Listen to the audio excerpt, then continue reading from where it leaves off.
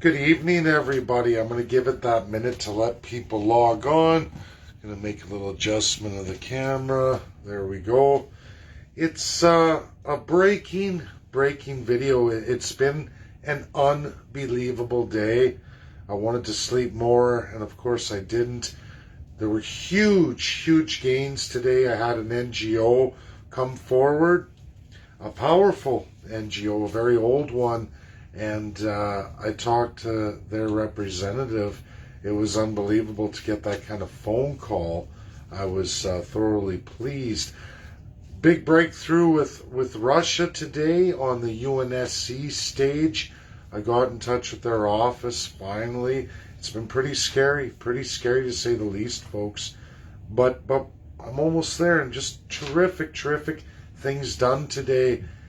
And then I get my annual invite to the Global Compact Plenary. It's once a year. This isn't to do with the UNSC because Global Compact Agreement is not international binding law. Not. But folks, I don't go there for any other reason but to see what the players are doing, who the players are. And last year, live and on stage, I took on some pretty big corporates around the world. These are absolutely globalist companies worth billions of dollars. Some not too bad, folks, others rotten to the core. I've seen people in the position of CEO state the filthy black African live in front of everybody, didn't even sweat a bullet. And I can tell you their beauty cosmetics, their soaps, they're green, they're environmentally friendly, and racist as hell. They believe in their superiority since the time of empires and that their place in this world as superior human beings. I took that on. I embarrassed quite a few last year. I was thoroughly thrilled to get my annual invite, as this would have been my third session. And you know what, folks? None other than the Secretary General of the United Nations, okay? He just met with Putin, 5 days ago? He's the keynote speaker, and they're now charging 500 euros per online registration. I want to stop everybody right here. This is not the written law of the UN, not since its inception, 1945. Every single citizen of a UN state in the entire world, you work, you pay your taxes in whatever system you're in, you are guaranteed that in your language and in education and in participation, should you wish to participate, you pay a dues, just like a unionized system. You will find laws on unions there shared by all. This was ratified and bound in San Francisco, later transferred to New York. Doesn't matter. They continued to bind laws giving the equality of person. This was led by none other than, yes, the former USSR, and yes, absolutely the United States of America. Russia and USA, in all of their history since 1945, have always believed in one truth: the equality of the person, no matter how big, no matter how small. That you, if you had the right voice and you could conduct yourself, should have no reason, if you are smart enough, if you're good enough to participate, not on your wealth.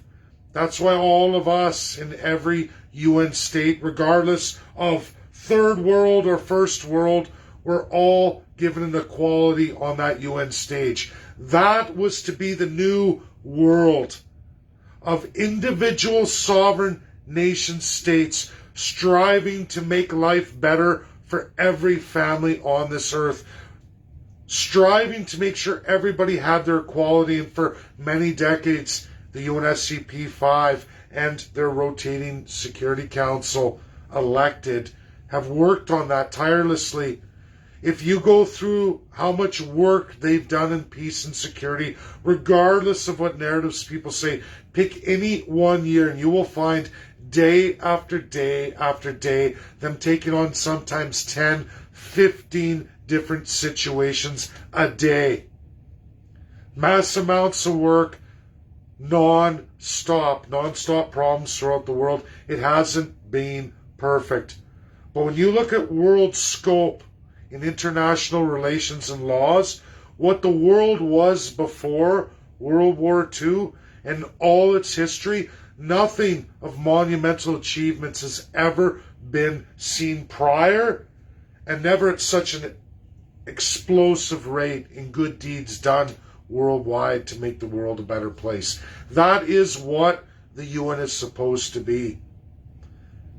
What Secretary General Antonio Guterres is doing right now, making money,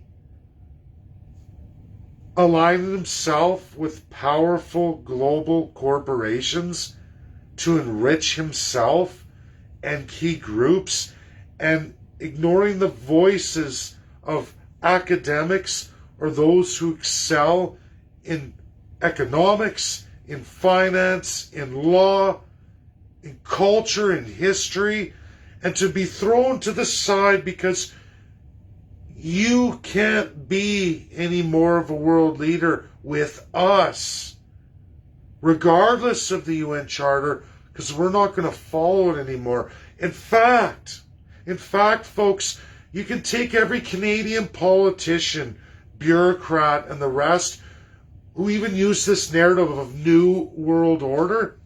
It's all a fucking farce. It's called Old World Order.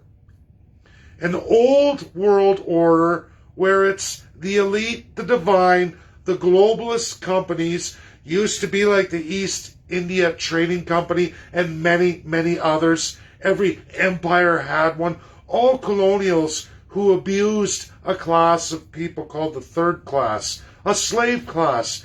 And more, they had a fourth class called the savage human being who needed to be liquidated and even extincted if they had enough resources, wealth that they wanted. The age of empires, the worst, the age of colonialism, highlighted by the formation of the League of Nations, one of the worst, grossest creations in man's history in modern times, not so long ago, folks. The cause and effect of World War I, all colonial, class-structured, autocratic, unitary states and absolute constitutional monarchies in majority. People who believe they're gods among men and women who think they're gods, who think they're superior human beings by color, by birthright, or just by status, that somehow some divinity from out in the universe has made them the god over you. That's exactly what they believe. It's been in this world for 950 years and has marked the worst atrocities and genocides ever seen worldwide. Genocide's still going today. The loss of life in World War I and then in World War II, two massive colonial wars. USA gets flack for not jumping into either of those wars, and so does the USSR, which is the Russian Federation today. Both those countries got flack for not entering either war in a timely manner. Well, folks, it's pretty easy why they didn't.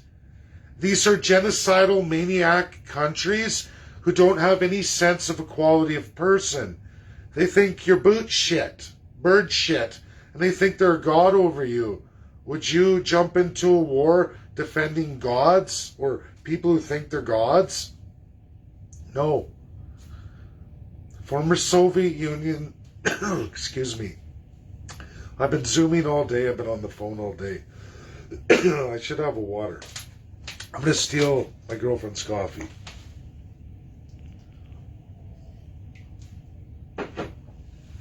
There, that's better. Sorry. This is what happens when you use your voice all day, and I have phone all day. But these people, they think they're gods. They think they're gods. They're superior human being, not even human beings. They think there's some kind of divine spirit brought to this earth, and that you're not real human beings. Many of you are savage peoples who have no place in their elite status. It's all about money, power, wealth, and empire building. These have never been the reality of the United States or the former Soviet Union, which is the Russian Federation today. They are federalist. You'll find their first peoples in colonial overlap suffered in the United States of America, as did Canada, in some ways worse. Worse, especially for the first peoples, as it goes on today. You'll not find that narrative in the Soviet Union or any of Russia in its federalism. They gave regionalism to their first peoples. You will find the USA quickly moved to abolish that. By 1924 they did. And remember, USA had to vacate 5 colonials. To put it in perspective, Africa had to get rid of 7. The worst of the worst. They had it the worst. But USA liquidating 5 is still brutal. Canada only really dealt with 2. But they never did liquidate them. They adopted their system of atrocity and genocide. Folks, the world is going back to a time of old world order, League of Nations. We're seeing it with the General Assembly. We're seeing it with these UN agendas. We see it with the corporate roster from all monarchies or pure unitary states. You have to get the concept of republic and all these things out of your head that's going to make everything better. Now, a republic in real constitutionalism for and by the people is a great step forward, but it's not the end-all and be-all. There's a massive education that has to happen. It takes a lot of historians and world legal experts. That's the truth. If you don't do that, you end up in the dumps like so many others. And these players, these global players who've now clearly taken over the General Assembly, I've watched it happen today. Global Compact comes from the royal family. It's created by the royal family, cemented in the Commonwealth Charter. It's listed in principles, and it's pumped out to keep class structure alive. Sustainable Development Goals too. We have global billionaires who are only billionaires because your wealth in every country they operate, they've made deals with your politicians, whether elected or in an autocracy or a city, UN state, to steal all your wealth, transfer it from you to them. Not because they're smart or a better business person than the small person. It's that you've been cut out. They don't want folks like myself or other folks joining in the narrative because it crushes them. Because you don't need to be a genius. Any economist will do, or any somewhat legal professional will do, if you have a mind and you can research and you can embarrass them on a stage like that. And apparently now it's who's got the most money on the global stage gets to participate. A lot of you have reached out saying, hey Dave, we're going to pay to have you. That's the wrong answer. I love all you to death and I get it. That's the wrong answer here. We can't fund that. It's just like I say about Canada's political parties. Don't waste your money sending money to a political party because you believe a leader's going to come forward to give you a good narrative. What they say and what they've written and published are two very different things. They lie all the time. Canadians, search your souls, you know it's true. First Peoples, search your souls, you know it's true. We're seeing it in the United States. Americans are up in arms. What's going on? What's going on? It's the executive. We have a president in power, and we had one before him and a whole bunch. I have which presidents did really good against that. I have a list of them. And as the decades go on, folks, guess what's happening? those kind of executive presidents coming forward for and by the people are becoming less, and less, and more executives for the presidency of the United States are becoming more tuned in with going for this money pit. Yeah, let's change it into a class structure. Russia's fighting back, but how long until their executive, after Putin, becomes sick and drunk with a global agenda? He's resisting now. China looks maybe to be, I don't know, we're going to see. I don't know. They all want their power through their supply and value chains. They all want to make their country stronger, and that's good competition. But when it's not real, when it's about, hey, we're going to make this the people we're going to rob and treat less than human being. Oh, this will be our slave class, a big majority of the people. And we'll let people do business if they're smart enough and skilled enough, but never let them get over this level, because we want this pyramid scheme at the top where those billionaire richies take care of us. We lie to all the people. We're the elite on top, but those loyal to us will make it into that second class. There's only enough lifeboats for those in that loyal second class, who not necessarily are billionaires or wicked business people with supreme skills, but really just ass kissers of a global elite set of governments who will write laws for them and then they pay them off, just like Secretary General Antonio Guterres. Now officially the most corrupt leader of the UN ever. And mind you, the General Assembly is only an ideas machine, but when the ideas machine is charging money and saying, I'm sorry, UN citizen, who is taxed to pay for my fucking ass and make this happen, and now rich elite billionaires get to narrate the path forward because we charge you $500 beyond we've already stolen your wealth.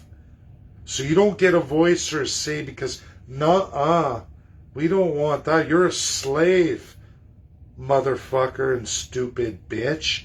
That's their attitude now.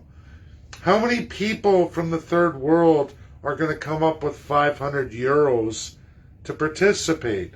I'm in Canada, a first world, supposedly a middle income earner according to Justin Trudeau, Chrystia Freeland, and Pierre Poilievre, Doug Ford, Jason Kenney, John Horgan, Rachel Noel. I can go on and on. They all say it. Liberal, Conservative, NDP, Green, no one left behind, you all doing great. Except for they're borrowing your children's future. Housing's out of control. You're in food depravity, scarcity, radical inflation, coming on energy poverty, and they're telling you this is all good. Don't worry, we got your back. Got my back. All this was done that led to World War I. Exactly what we're all seeing right now, economically by your government, is exactly what they did to create World War I. All colonial empires, folks. All of them. Either side of the coin. Either side, I shit you not. Couldn't make it up. Find a world-class economist from any country to dispute what I just told you. And in fact, we go through the dirty 30s and Depression era into World War II in the 30s. The worst conflict the world's ever seen. And guess what? It's the exact same thing again with the League of Nations, all colonials who did this exact same scenario. Why do they want Russia and USA to go at it? What kind of presidency would be doing this narrative? What kind of presidency would bleed off Americans' reserve, driving up the costs of their energy to fund a foreign set of nations in a far-off land. Ronald Reagan said, don't you do it. Richard Nixon said, don't you do it. Bill Clinton said, don't you do it. There are very few presidents who, at the end of the day, regardless of their personal problems or what happened to them and the things and choices they made along the way, when a push came to shove, they put America first and they said, no, I will never be a president who ever betrays my Constitution and the civics of my people, the equality of the people. There are some good presidents along the way, but there's a pile that are not, and they're getting worse. They're getting worse. And now we have the UN General Assembly, Secretary of the UN, General Secretary, the leader of the UN General Assembly of the UN nations, gone completely against the Charter 1946. Completely against it. Read your charter. You should never pay for sweet diddly do in the UN to participate on anything. Not only that, it's required you get everything in your native tongue. And if they are not doing that, they're not UN. And it's not New World Order. It's called Old World Order. It's what all the allies fought and died for. A lot of your ancestors gave their lives for your freedoms that are eroding today. Russia, Ukraine, they're all big in the news, but not one word said about Antonio Guterres and his $500 a person session euro to listen to him speak with billionaires. So it's a private club. Private club? That's totally a breach of the charter. You should be in prison, motherfucker. That's the reality. That's the reality. This is how close we are to World War III. Not Russia's fault. Not even the United States of America's fault. More and more, it keeps going back to our current monarchical systems and the fucking unitary states, which are all ancient city-state empires into colonialism. All the garbage, again, I'm going to say it, that all your ancestors gave their lives for to end. And finally, in World War II, we see that. Never again. But it is again. It's right now. It's right in our face. If there was ever a time to stand up, it's now. And for all those saying that, oh, scrap the UN, I'll go on my way. I'm going to tell you, for my country, Canada, massive resources, 38 million people, scattered, far reaches, one end to the other, 4,000 kilometers across, easy. Maybe even a little more, 4,400 kilometers when you start getting into the islands, the island Atlantic provinces. It's more than that. In fact, I think it's probably 48 or 52 even. I think it's 5,200 kilometers. Did you know the Philippines could take out Canada? The Philippines, a third world island country, could take out Canada. Yes. Oh no, we got planes, we'd have our planes out there. Except for their amphibious, they could just... Way bigger army, way more, way outpower even just regular old Canadian citizens. That's just the Philippines. Let me tell you what happened to the Greeks. And one town, one little island state in a paradise not so very long ago. They decided to say, screw the UN. Okay, quit the UN. They did. Guess what happened to them? The second they got out of nowhere, Turkey crosses the ocean, takes the whole island right over. Now, the United Nations Security Council jumps in. they had to put a fence all the way around because Turkey's right, it's not a UN state. Once you quit the UN, you're not entitled to any of the international laws. You don't get any of them. Did you know that every one of those Greek families lost their homes even today? They can never go back. There's a giant fence around it. Turkey tried just last year to retake it back. Security Council adopted a resolution, 100% no effing way. That'll be war. We will have no choice. We'll have no choice. That's what keeps the insanity at bay. And if you think the world's a warm and wonderful place out of the 193 nations, you better start researching Canadians, especially spoiled Canadians who think that somehow your big voices and your privilege comes from anything other than the sheer might of the UN and specifically the United States of America, and even that country you criticize called Russia, Russian Federation. If it wasn't for them, a lot of you wouldn't even be here today. That's the truth.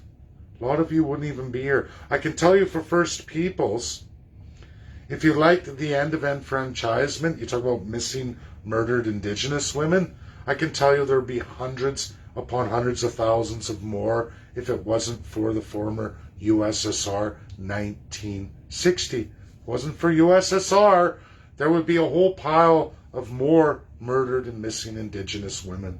That's a fact. Women likely would have lost the right to vote.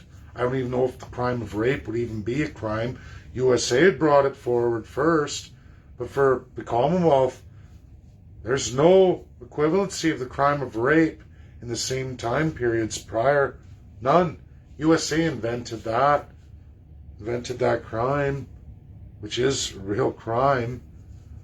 Other than that, if you weren't of the elite first class and your father wasn't a Lord, Baron, Duke, or of some royal proclamation, and his honor wasn't at stake and he didn't feel threatened, you weren't raped. You're just a slut.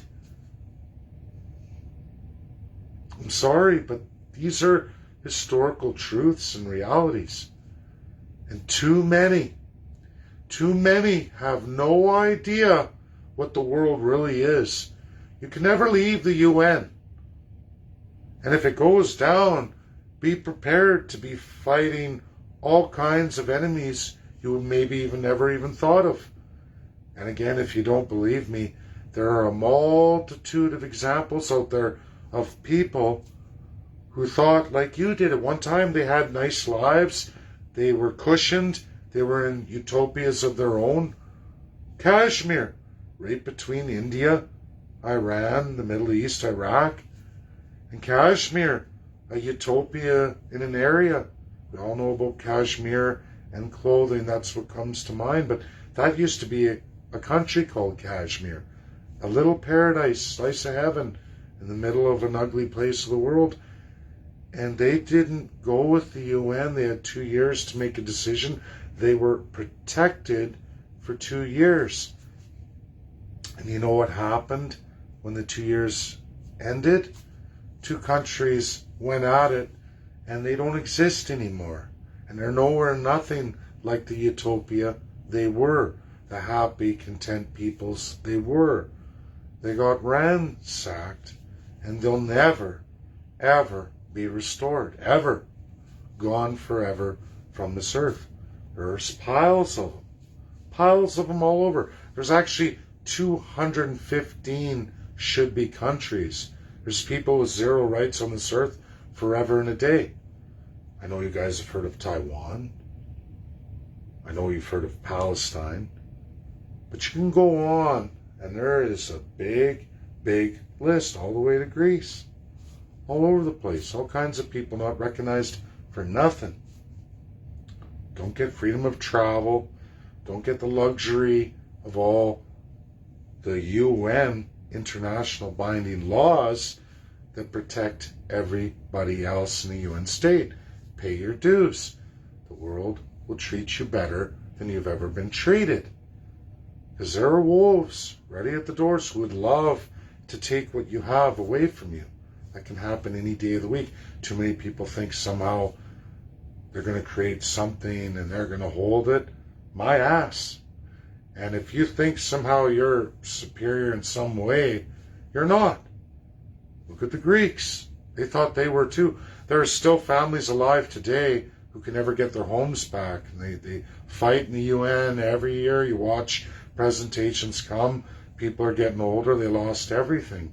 Their home, their house. Imagine just one day someone come right through your town, your community, your rural community, fully automatics, military force, and just chase you right out. And you run for your lives, and if you don't, your kids are getting raped, murdered, and you get wounded, whatever. Maybe you get it out, maybe you escape, maybe half your family dead, you're just completely overwhelmed, you end up in a refugee camp, and then to find out, well, you quit the UN, there's no restoration for you, nothing's going to happen to that country. Ukraine, when we look at that today, Ukraine chose not to follow binding world law. The UNSC voted unanimously, including the United States, follow the Minsk agreements. They said no. The Russian military operation publicly posted for everybody. There's no secret intel, secret, nothing. Russia's, if one thing, Russia states something, they do it. I'm sure they got their propaganda like everybody else. I listen to all these spaces, Twitter spaces, and people talking. I don't say much on those things in the military because at the end of the day, Russia's always been, we say, we do. We say, we do. They have their propaganda, they have all that, just like everybody else. Some of it looks silly too, I see it too. But the reality is, they said they were going to do all this. They didn't hold that back. It's published. You can see exactly what they're going to do and where they're going to get to, and they will not stop till they get there, and there's nothing anyone can do about it unless you want to declare World War III, and I don't know how the UN's going to justify that. What's happening outside of Russia and Ukraine and all the narrative, oh no, you got to raise interest, you got to, central banks are doing, and they're all following the same narrative. Well, what is a central bank? Oh yeah, that's the wealth of you, the people. That third class I was talking about. The taxpayers, oh yeah.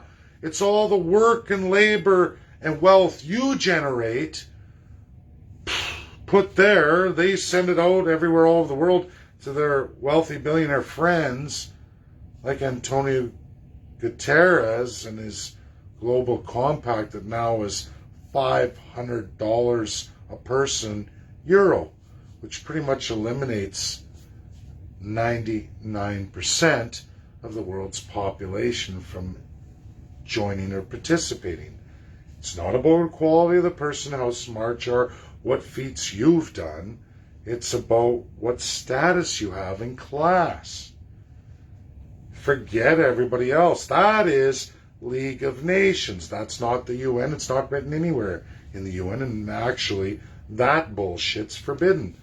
But he's doing it. The man should be thrown off the General Assembly. But no one's going to say nothing. I will post it all out. I just started with China. China posted Zhang Jun. I just posted on his Twitter, showed him the pictures. This is my offer to join.